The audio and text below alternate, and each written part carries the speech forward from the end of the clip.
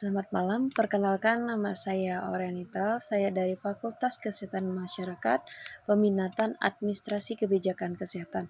Di sini saya akan mempresentasikan hasil kerja dari proposal saya yang menjelaskan tentang hubungan pola pemberian MASI dengan kejadian stunting pada balita usia 6-24 bulan di wilayah kerja Puskesmas Ek. Baik saja, kita langsung aja kepada materi. Yang pertama itu ada pendahuluan.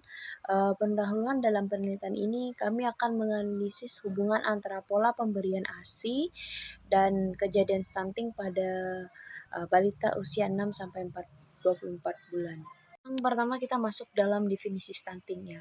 Di sini kita akan mempelajari tentang atau menjelaskan tentang terjadinya stunting dalam pemberian ASI. Di sini ada definisi dari stunting merupakan kondisi gagal tumbuh yang ditandai dengan tinggi badan yang lebih pendek atau rata-rata dari usia jenis kelaminnya.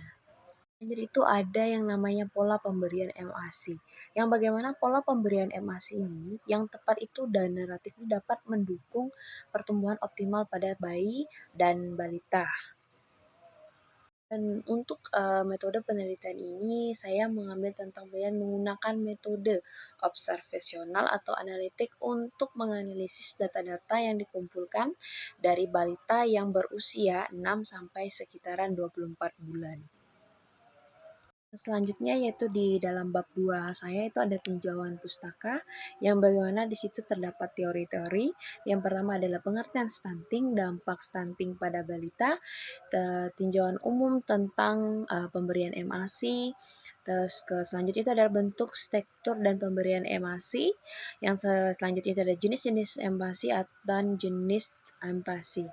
Untuk yang selanjutnya adalah frekuensi pemberian MPASI, yang selanjutnya adalah keberagaman pangan atau dalam MPASI, yang selanjutnya adalah jumlah pemberian MASI, yang selanjutnya adalah dampak dari pemberian MASI, dan selanjutnya itu adalah tinjauan umum tentang balita. Di sini saya ada mengambil kerangka konsep yang bagaimana itu terjadinya kejadian stunting. Yang pertama itu ada variabel, itu adalah waktu pertama kali diberikan MASI, satu adalah frekuensi MASI yang diberikan dalam sehari, selanjutnya adalah keberagaman pangan dalam MASI yang diberikan dalam setiap kali makan. Namun di sini juga terjadinya sebuah stunting itu merupakan ada beberapa faktor risiko, yaitu selain pola pemberian MASI terdapat juga faktor-faktor risiko lain seperti gizi buruk dan infeksi yang berkontribusi terhadap kejadian stunting. Untuk implikasi klinis, dengan memahami hubungan antara pola pemberian MASI dengan stunting, kita dapat mengembangkan intervensi yang efektif untuk mencegah terjadinya stunting pada balita.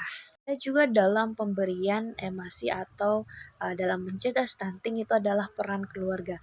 Peran keluarga dalam menyediakan dan mengolah pola pemberian MASI yang seimbang sangat penting dalam mencegah terjadinya stunting kepada anak-anak.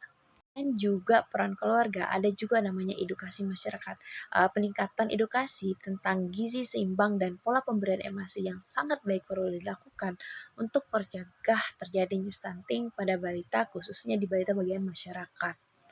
Adapun rekomendasi kebijakan yang untuk kita pahami dan kita ketahui untuk mendukung untuk meningkatkan akses kualitas pelayanan gizi serta pola pemberian MASI abadi tingkat komunitas.